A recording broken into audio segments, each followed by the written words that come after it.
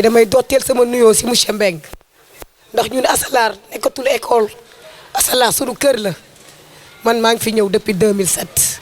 waaye boobu ba léegi mosuma fee jooy de waaye sama xol it mosu fee tàng soxla bu ñu mos a am monsieur Mbengue dina ko faj ku fi am problème it dina la taxaw bu deful lépp it dina def genn wàll gi yëpp tey muy journée internationale de la femme ñi yàggu ko feete fii si Asalaar ndax naan peccum lii su neexee day fekk ndey jaa jàpp si mbagg ya waaye Mbengue daf ñoo feete ndey feete ñu bàyyi feete ñu lépp lu ñu soxla soo ba ngoon Mbengue mu ngi ci taxaw seetul ñaata la loo ko wax rek mu ne la c'est accordé yéen femmes yi lépp loo leen bëgg maa ngi ci taxaw maa ngi seen ginnaaw dinaa leen bunge moo tax dañuy sant yàlla tey ba ñu yàlla boole ku mel ni moom di wax monsieur le maire yow mi yàlla booleeg monsieur Mbengue yàlla juumul ndax comme li ñuy wax ne montre yu baax yi rek kay bokk heure bu leen yàlla boolee dafa fekk da ngeen nuroo jikko te xam naa ne seen yéene ak seen bëgg-bëgg ak seen taxawaay mooy Biscuiterie jëm kanam te incha allah rabbi dañuy ñaan yàlla wéral taxawaay bi boole leen ngeen ànd liggéey bu rafet boo ëllëgee keneen du fi sañ a taxaw wax ne man ka dama bëgg a jël Biscuiterie ndax di nga fekk lépp loo bëggoon a def wala lépp loo bëggoon a wax dina fekk na kat yéen ñaar ñi taxawee nga ko waaye wax ngeen ko ba kenn bi nga xamante ne boo ñëwatee doo loo wax xanaa topp seen ginnaaw rek ndax xëy na nit mënut a nekk fenn éternellement waaye dañuy ñaan yàlla yàggal leen fi wéral cër yi eggali yéene yi di jéggalu nag baat bi dafa xaw a dee di dalal nag sunu yaay yi di mouvement Calebasse les Linguères de Mbengue di leen xamal ne kat ñëw ngeen seen kër ñëw ngeen fi ngeen war a ñëw fii seen kër la kat soxla ñu leen di wax dal leen ak jàmm ndax ñu nekk yéen ñoo ko bokk jàppaleen ne fii seen kër la boo leen ñëwatee soxlul ngeen ñuy tàkku ndax ñu nekk yéen benn leen di sant yàlla nag di gërëm taxawaay bi comme ni ko suñu directeur waxee ba ñuy door ci suba yaakaaruñu woon ne li yëpp dina am waaye comme li may wax rek bu yéene yi nekkee benn xool yi nekk benn yërmande yàlla dafay dugg di wax nag di leen nuyu yéen suñuy yaay yi toog suñuy mag suñuy sœur suñuy xarit dal leen ak jàmm di wax mbooloo mi toog ngeen dal ak jàmm di ñaan suñu borom lépp luñ fi wut yàlla nañ ko yàlla defal mu sotteeg jàmm jërë ngeen jëf. maa ngi nuyu jigéen ñi toog ñëpp di am nag benn mbégte ndax dama fi dégg lee Linguère te Linguère yi su ma yeboo ne madame Mbengue maa ngi lay nuyu bu baax madame Mbengue jërëjëf jëraaboot yow sa jërëjëf am na fu muy tàmbali mais amul fu muy yem li tax nag ma bég nag mooy Linguère monsieur le maire dafa am lu fi xew parce que li nga ñu santoon ci liggéey avant 2021 te mbas mi moo ñu ko teewoon xóotal dañoo profité ci kattanu yàlla ci 2000 bi mbas mi xawee wàññeeku rek massifier maximum de mbootaay ci biir commune bi Linguère yi bokk ci Linguère bu ma yeboon ne amagul ñaari weer waaye liñ ma njëkk a laaj muy 100 cartes dañ ko jaay bi nu jaayee 100 cartes ñu ne ma joxaat yeneen 50 cartes kon 150 cartes ci diggante ñaari weer macha allah loolu li ci biir rek loolu dañ ciy sant suñu borom waaw ndax monsieur le maire ma nag bàyyiwul benn jigéen suñu mbokku enseignante yi macha allah ñu ngi am mbégte ci invitation bi ngeen ñu def tey lii diggante démb heure bii ak tey la monsieur le maire am yéene boo xam ne depuis àjjuma mi ñu bëgg a jox xaalis bi ñu ne ko bàyyi ba weekend bi passé ba yu bari passé ndeke boobu yàlla mi ngi koy tudd ci cumukaay bii la koy indiwaat kon hasard amul kon monsieur le maire xamal ne jigéen ñëpp ñu ngi sa ginnaaw xamal ne jigéen ñëpp da nga leen a bëgg sa biir xol ñun ñoo la gën a bëgg barke Cheikhul Khadim ñu ngi la koy waatal duñ la bàyyi mukk duñ la bàyyi ba géej gi des benn walaat incha allahu rabbi ndax yow li jigéen gën a bëgg ci àdduna mooy ku ko yëg te yow ko ci nuyu da nga koy kott sax faf ñëpp say sër la nu yaa bokk ñoom ndey ak baay ñii yaa leen jur ñii say rakk la ñii nga def leen sax yaay te say moroom lanu léeg-léeg nga wax ni sax sama yaay la bëgg lu ko neex rek ñun xam nañ lépp te nag boobu ba léegi nag ñoo ngi politique xam nañ li gis nañ lu ne waaye li ñu gis ci yow dootuñu la bàyyi ba illaa yow mi di fédération bii benn jigéen génnu ci ñépp a ci bokk amicale des femmes des enseignantes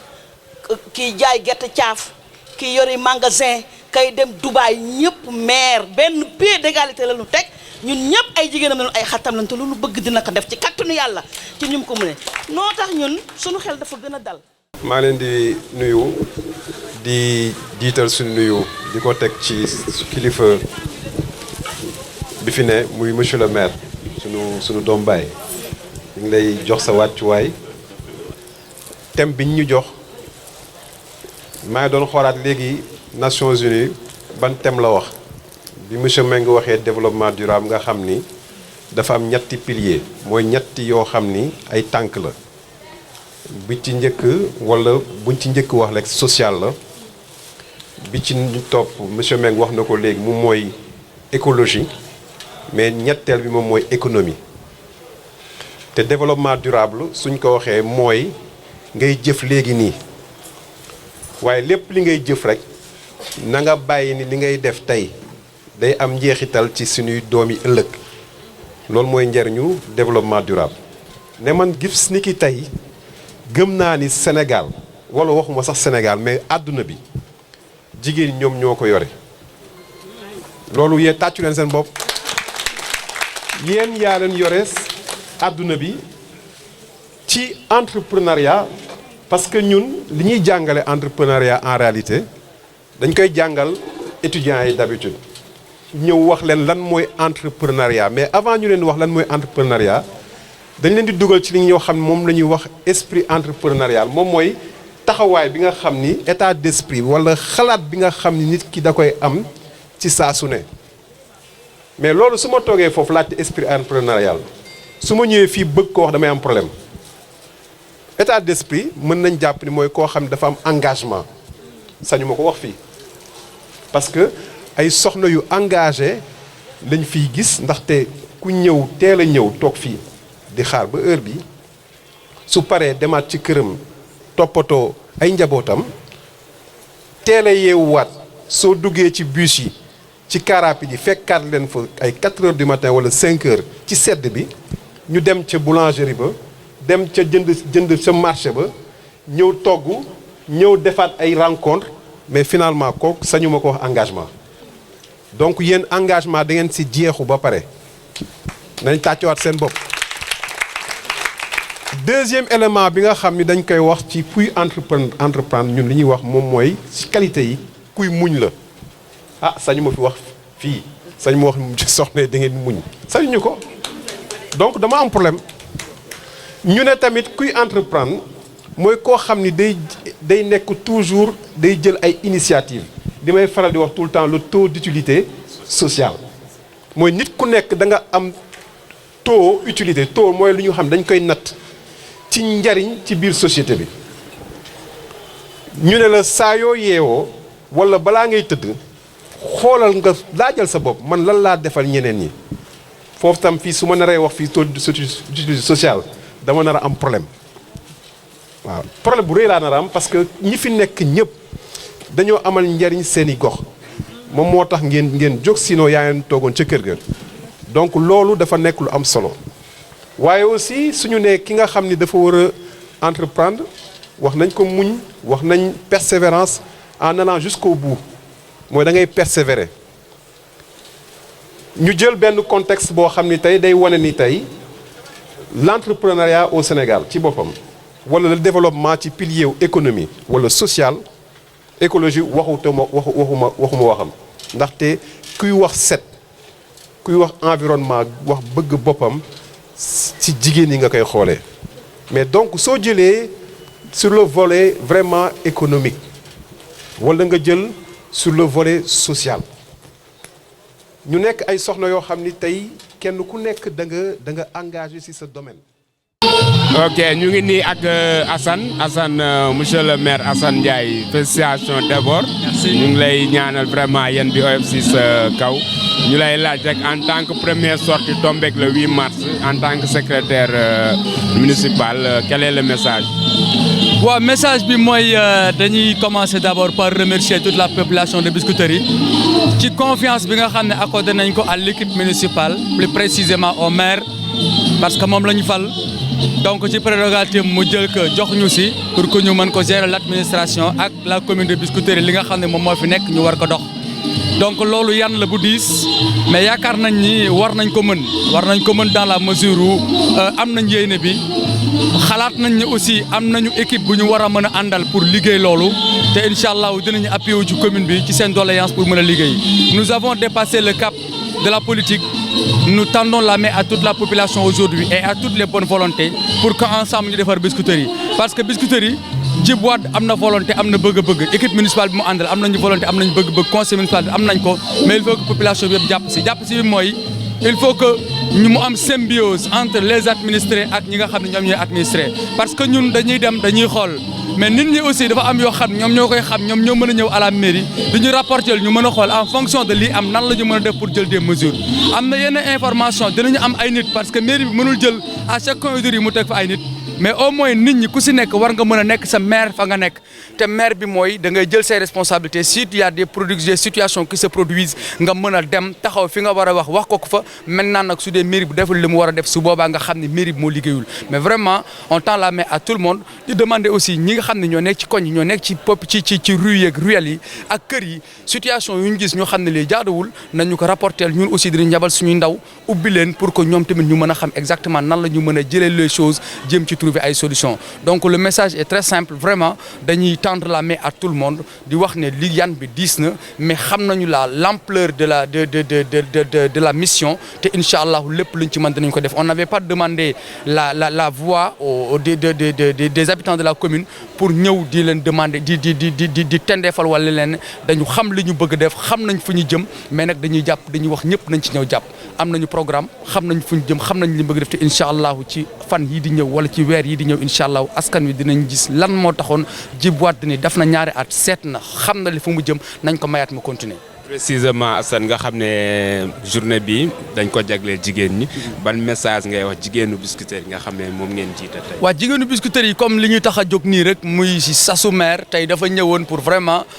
ci li nga xam ni moom la ko yàlla may bi mu jógee kan bi muy dem def nañu maa ngi dem jël naa gagné naa commune bi damay dem jëli kan bi dellu si ensemble maintenant ñu defar Biscuiterie defar Sénégal donc loolu ci la jël 10 millions yi nga xam ne président joxoon na ko 25 millions la jénnee 50 millions lañ ko jox 25 millions yi mu jël 10 millions yi may ko jigéen ñi 10 millions yi mu jox ko les jeunes à travers le club NGB yeneen 5 millions yi mu jox ko daara yi donc 10 millions yi tey lañ jot ñëw di leen ko joxu leen ko nag pour que ñu mbumbaay si daf leen ko jox pour que mu doon un départ benn caution bu ñu mën a teg pour lever des fonds travailler pour mën a soxali Biscuiterie parce que loo ci mën a dégg tamit jigéen ñi foo dem ñoo fa ëpp taxawaay ñoo ëpp pas-pas ñoo ëpp yéene am nañu ñun ñëpp am nañu yéene mais ñoom niñ ci mel daf ciy dem ba mu jeex donc loolu moo tax maire di appuyé wu ci ñoom appuyé wu ci jeunesse bi pour que au moins ñu mën a développer cette commune donc loolu mooy suñu tànk tey ñu ñëw sargal leen aussi comme soxlawuñu woon di def ay cérémonie mbumbaay moom li mu gis mooy à travers cette journée mu mën a appuyer les femmes jël li nga xam ne moom la yor jox leen ko pour que ñoom tamit ñu liggéey xalaat am nañu ay formation yoo xam ne programmé nañ ko dinañ ko def ak ñoom loolu moo jiitu financement mais li dañ koy jox leen ko ñoom ñu garder ko xool nan la ñu mën a travailler nan la ñu mën a bu ñu defee seen financement am pare nan la ñu mën a def pour utiliser ces fonds là donc daal loolu moom mooy objectif bi tey départ la li mu wax léegi leer na bu ñu defee lii ñoŋal ko def ci liñ ci war a def incha allahu moom dina ñëwaat en appoint la mairie aussi dina ñëw en appoint mais lii moom dafa jël xaalisam pour tester les femmes xool ndax vraiment yéy ni bi ñuy wax ne am nañ ko pour développer Biscuiterie am nañ ko suñu réussir nag maintenant dina defaat ci poche am mairie bi aussi dina jénne loo xam dina leen ko appuyer. ok merci Assane. asalaamaaleykum mbokk yi fi teew yëpp ñu commencé ci nuyoo bi di nuyu le groupe scolaire Asalar le personnel les élèves ak ñoom ñu leen nuyu bu ñu jógee ci ñooñu ñu nuyu la famille Mbengue monsieur et madame Mbengue ak toute la famille ñu leen di nuyu di leen jox seen wàccuwaay di nuyu conseillers municipaux yi fi teew yëpp le bureau municipal ak conseillers yi nga xam ne teew nañ fi yëpp di nuyu toutes les braves dames yi nga xam ne dañ nekk dans des groupements nekk ci gox bi fii ak feneen et di nuyu nag chef de quartier yi nga xam ne teew nañu fii et di ñaanal ak di wax félicitation boole sama félicitation yi fi jaar yëpp jox ko sunu jeune frère Assane Ndiaye bi nga xam ne tey tout ce qui est administration au niveau de la mairie de Biscuiterie moom moo ko war a jiite moom la ko yàlla teg ci njabootam ci boppam et day ñaan yàlla oyofal ko parce que su doxee ñun ñi la ñuy wax waaye bu baaxulee ba ñuy dem yenn élection moom la ñuy wax bu élection amee nag ñu jàkkaarloo suñu adversaire bu waa maire la ñuy wax parce que dañuy bëgg a jël place su maire. li ma sama papa doon wax di professeur di sama maître Abdoulaye Wade lépp xaalis la il me disait que le monde tout est argent à part lan ma ne ko xaw ma ko mu ne ma à part lan ma ne ko xaw ma ko mu ne ma si koy jëm xam ñu toog 3 jours mu ngi saa ma ne à part lan ma ne ko non vraiment xaw ma lan moo dul xaalis mu ne ma yaaka leer ngelaw li rek moo dul xaalis parce que ngelaw yi mënoo ko xañ kenn mënoo ko téye jigéen moo gën a neex wóolu ko góor te tey dëkk bi dafa nekk à la croisée des chemins c'est extrêmement difficile man na damay liggéey ci ndaw ñi di encadrer xale yi di nekk ak ñoo xam ne jub nañu di nekk ñoo xam ne dëng nañu mais man ñi gën a xam ne dañuy jàdd yoon xaw a dëng kooku man dama jàddoon ñooñu laay gën a di waxal di leen jéem a indi mais xale boo ci waxal benn wax la lay wax dama bëgg tekki defaral sama yaay du wax sa liggéey defaral sama yaay la lay wax wala mu ne dama bëgg a yóbbu sama yaay màkk wala mu ne dama bëgg a jëndal sama yaay or donc pour nga wax ak xale bi mën la dégg da ngay fexe ba am yaay ji soo amul yaay ji doo am xale bi donc aujourd'hui xale yi pour ñu mën leen truc mën leen déviéloo mën leen indi ci yoon yu baax il faut ñu jaar ci yenn et je pense que tous les politiques dañu war a xam loolu donc dimbali leen tey dafa baax journée 8 mars nag du benn bés àlla wax na ko kenn wax na ko pour man c'est le commencement l'aboutissement c'est le 7 mars talaatay ndeer donc dañuy commencer tey 7 mars bi di ñëwaat ñu terminer évaluer xool lan la ñuy def ak lan la ñuy deful lan la ñu mën ak lan la ñu mënul le lendemain ñu projeté waat pour 1 an man loolu mooy suma gis-gis te ci loolu aussi dañu war a ànd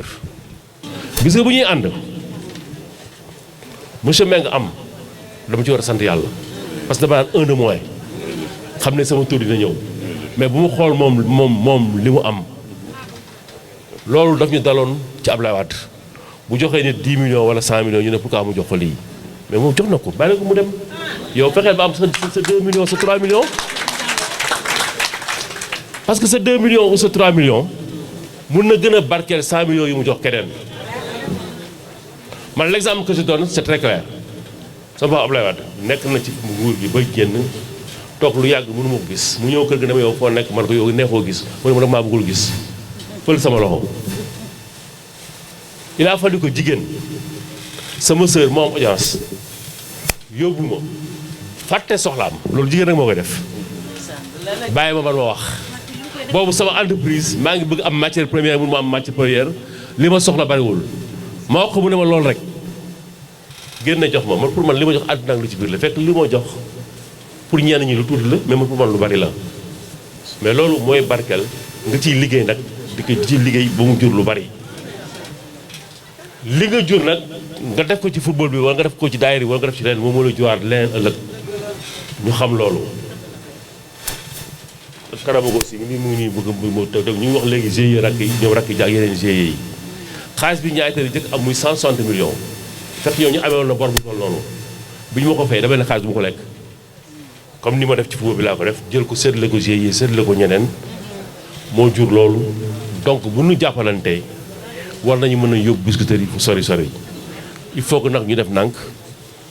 bàyyi aussi kii d'intention yi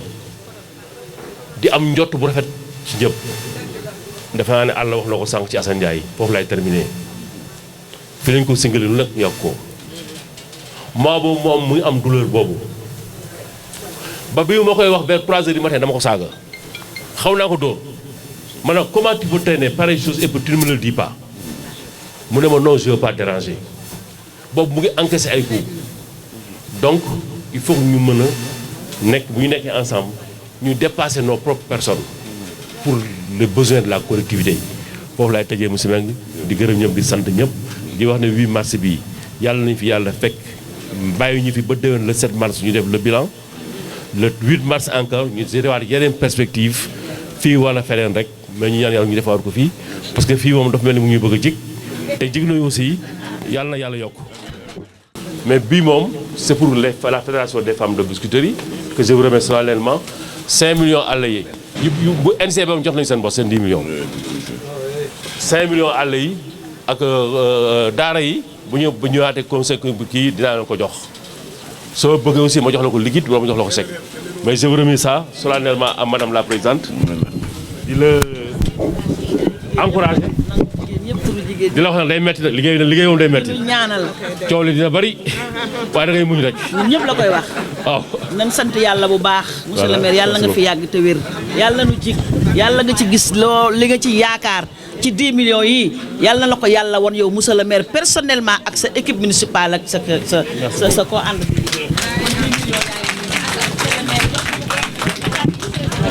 kon nag xanaa